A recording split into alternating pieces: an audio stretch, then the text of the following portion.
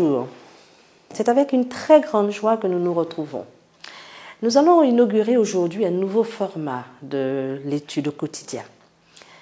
Nous allons être encadrés toujours par 2 pasteurs qui vont répondre à nos questions et qui vont apporter donc leurs commentaires sur des thèmes et des sujets que nous connaissons bien, ou peut-être moins bien. Pour introduire ce nouveau thème que nous aurons à traiter pendant un trimestre, qui parle de nos origines, sujet très important, j'accueille aujourd'hui avec moi 2 pasteurs, le pasteur André Villers. Bonjour André.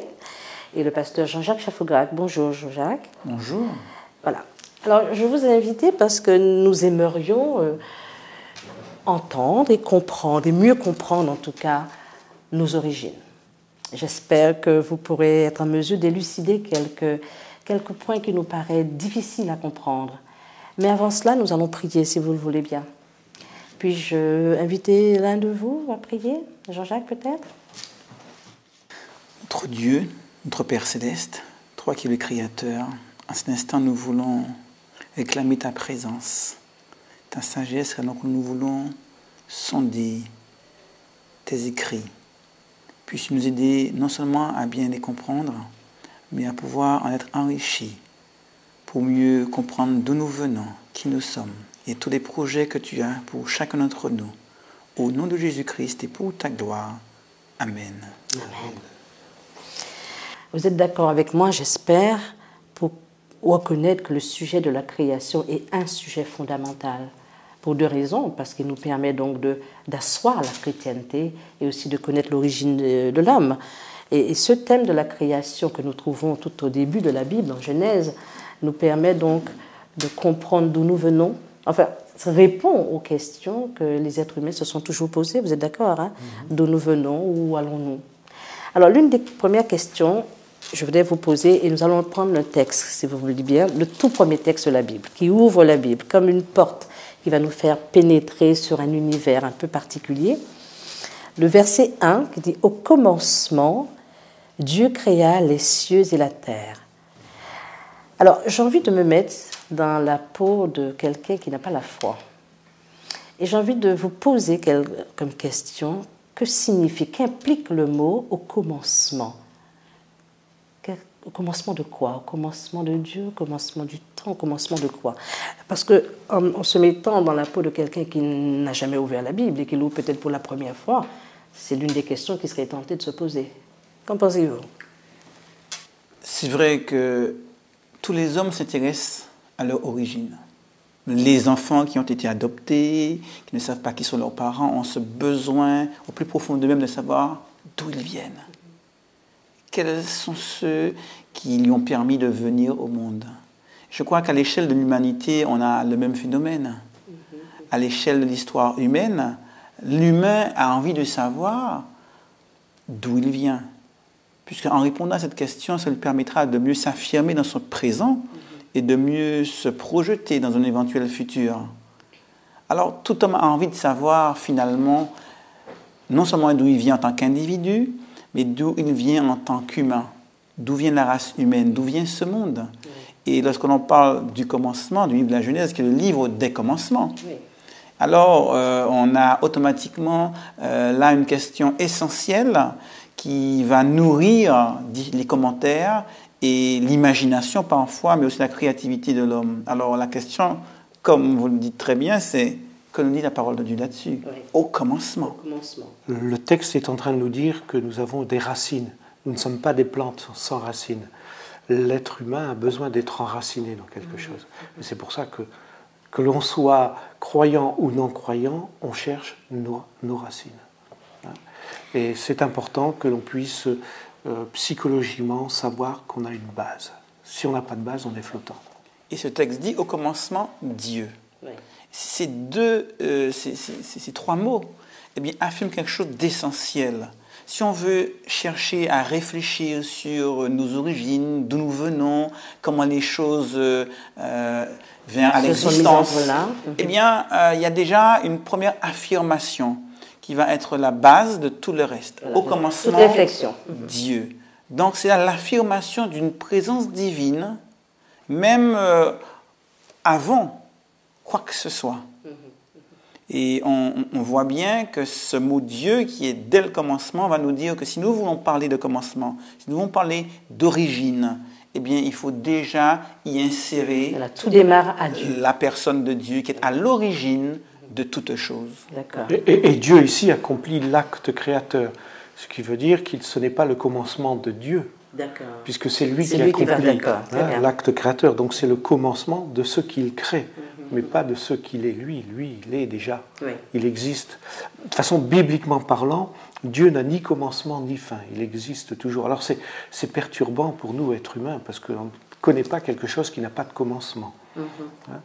Mais c'est comme cela. La Bible affirme que certains croyants qui sont scientifiques aussi pensent que, on ne le voit pas dans ce texte, mais un peu plus loin on le verra, quand Dieu commence par créer la lumière. Or on sait maintenant par la science qu'il y a une relation entre le temps et la lumière. Oui, bon, on reviendra effectivement, c'est la deuxième étape. Mais j'ai envie de vous poser la question dans le texte hébreu ou grec. Comment est présenté Dieu ici? C'est vrai que les débats ont beaucoup tourné autour des différents noms utilisés pour Dieu. Là, nous savons que c'est le mot Elohim qui est utilisé, un mot qui a une terminaison plurielle. Donc, il fait référence non pas à des dieux, mais à un Dieu qui pourtant a un pluriel qui sera expliqué de nombreuses manières. Oui. Il est évident que certains chrétiens vont penser à ce pluriel comme se référant aux différentes personnes de la divinité, Dieu le Père, Dieu le Fils et Dieu le Saint-Esprit. On aura l'occasion d'ailleurs de le trouver après dans un autre texte que je vais vous suggérer, mais j'ai envie de m'arrêter sur le verbe créer. Le français, la langue française utilise le verbe créer pour dire que l'on fait un tableau, on dit qu'on crée un tableau, on crée une œuvre d'art. Tandis que la langue anglaise aurait deux mots pour créer, peut-être même le troisième mot, mais en tout cas, il y a make et do, et create. Il y a ces trois verbes-là, make, do and create. Et dans le cas, donc, lorsqu'on fait quelque chose à partir de ce qui existe, on dit que on fabrique quelque chose. On fabrique un tas. C'est vrai qu'on n'a pas l'habitude d'utiliser le mot fabriquer pour dire on fait une œuvre d'art. Mais en anglais, il y a bien cette différence. Et on sait que Dieu, on ne peut pas l'utiliser pour Dieu. On ne peut utiliser que le verbe to create, parce qu'il part à partir de rien. Dieu ne part pas pour créer, d'après ce que je crois qu'on connaître. Il ne part pas donc d'éléments qui existent, qui existeraient pour pouvoir créer. Et le texte continue, on va l'aborder. On voit qu'il va tout faire à partir de sa parole. On aura l'occasion de venir dessus. Oui, est-ce que vous pouvez me dire pourquoi on utilise et persiste à utiliser le verbe créer pour Dieu et pas qu'il a fabriqué le monde, parce que c'est aussi un geste manuel aussi qu'il a fait. C'est un peu comme pour l'artiste. Quand il fait une œuvre, on dit qu'il l'a créée parce que c'est le fruit de sa pensée. Oui. L'artiste pense quelque chose et il va le faire. Alors on dit qu'il crée un tableau, une sculpture. Alors bien sûr que quelque part, techniquement parlant, il fabrique, mais c'est le fruit de sa pensée.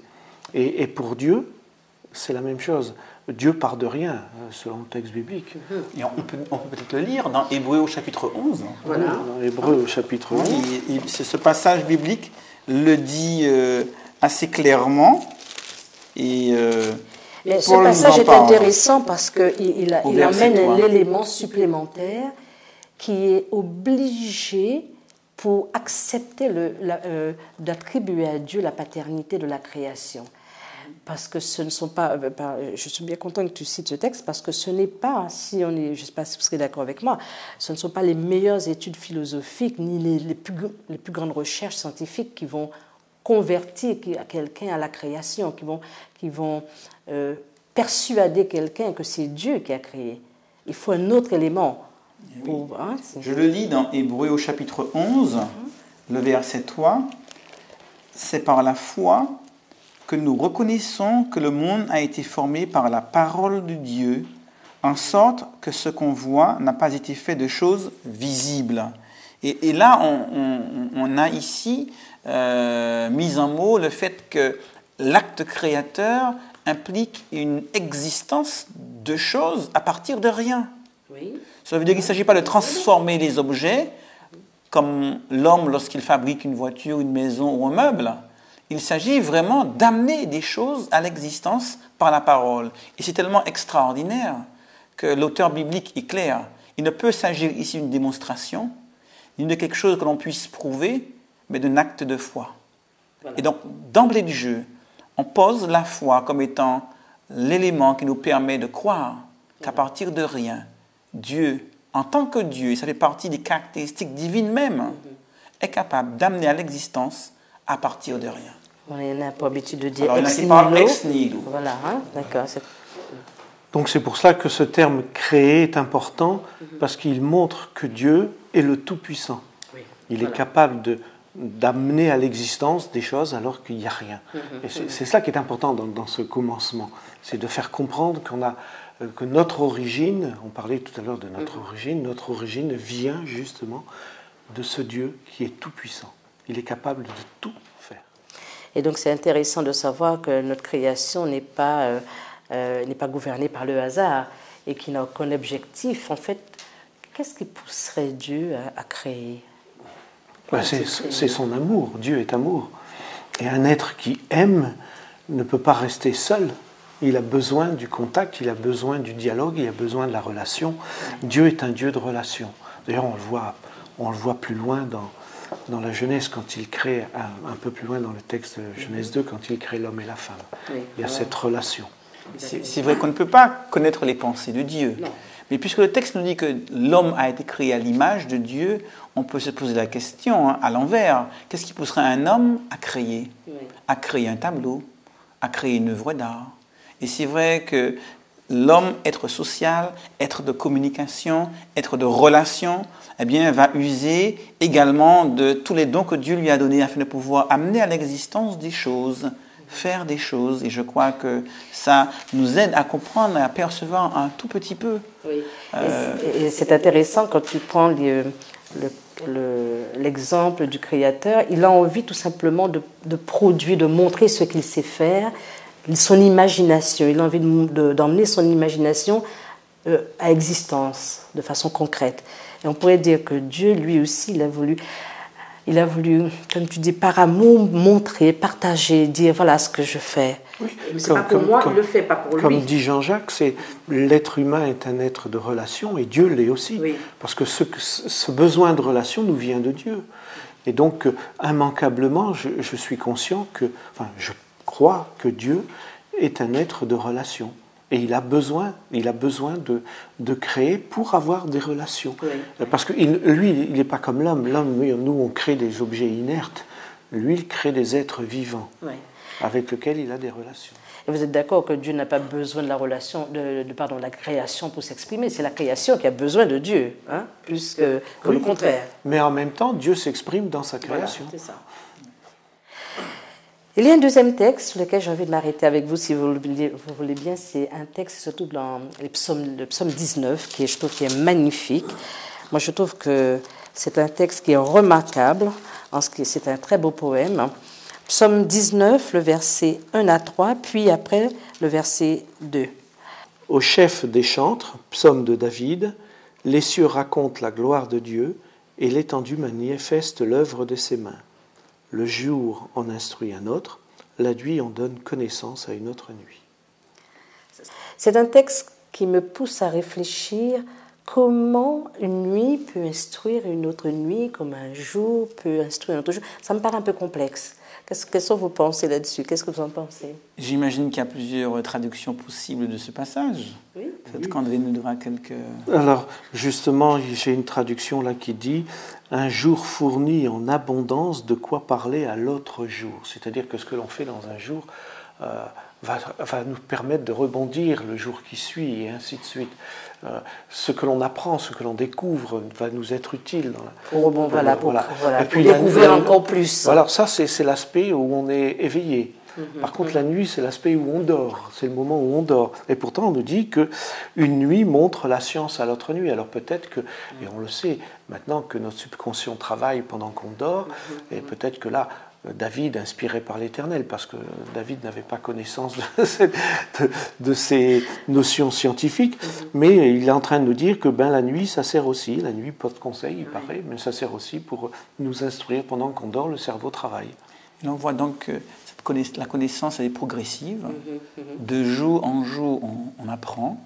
Et c'est vrai qu'aujourd'hui, la connaissance scientifique, la connaissance du monde a beaucoup évolué par rapport à ce que nous savions il y a 100 ans de cela, 1000 ans de cela, 2000 ans de cela. Et donc, la science a fait des bonds extraordinaires. Et ces jours qui en instruisent d'autres, où la connaissance grandit de plus en plus,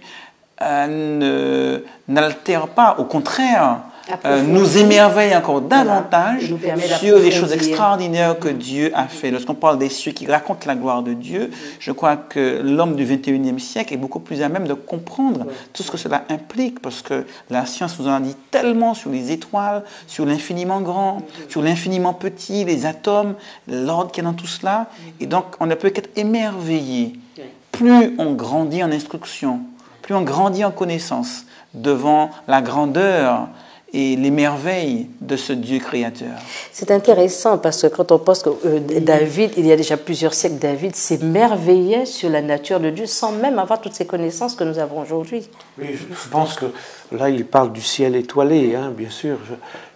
Ça nous est tous arrivé d'être un soir ou une nuit avec un magnifique ciel étoilé qui nous écrase même parfois, parce qu'on se sent tellement petit face à cette étendue, cette gloire, cette puissance qui est là.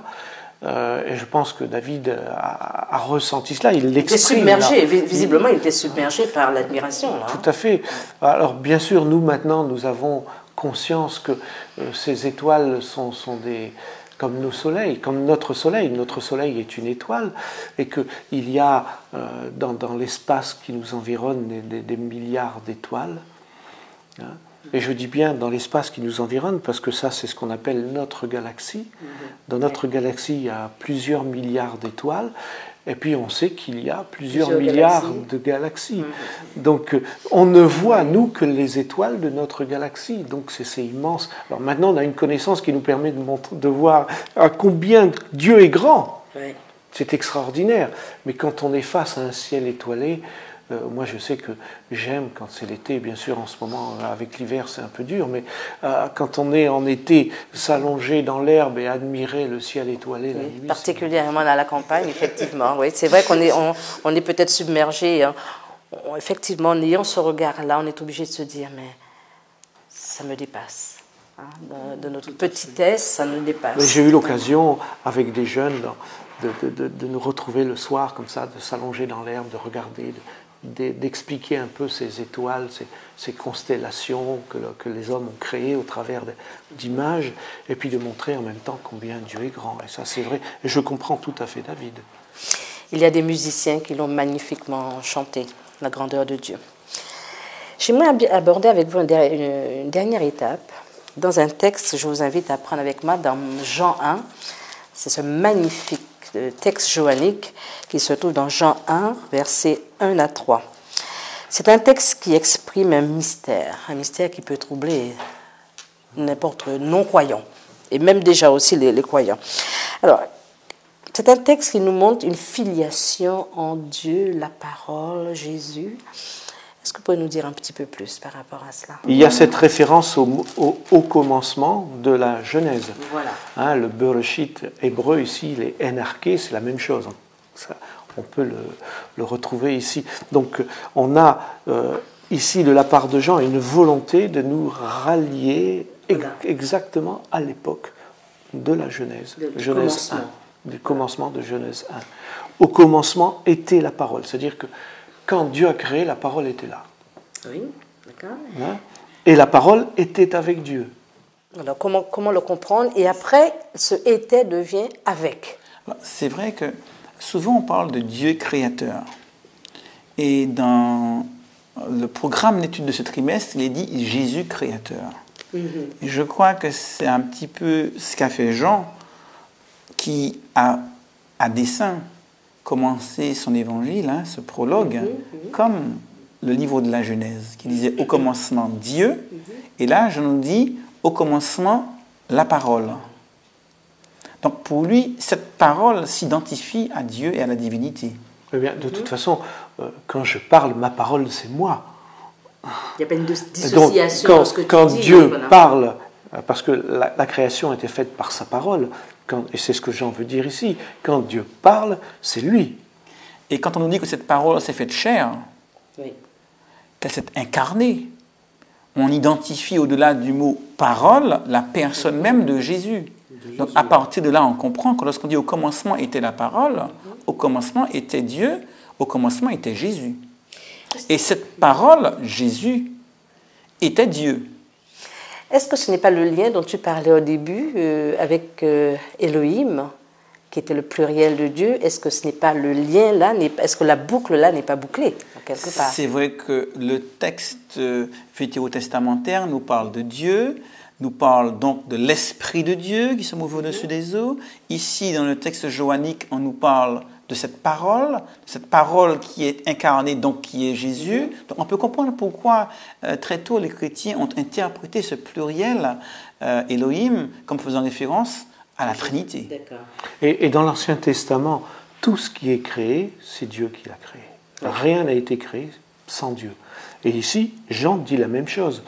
Là, au verset 2, toutes choses ont été faites par elle, la parole.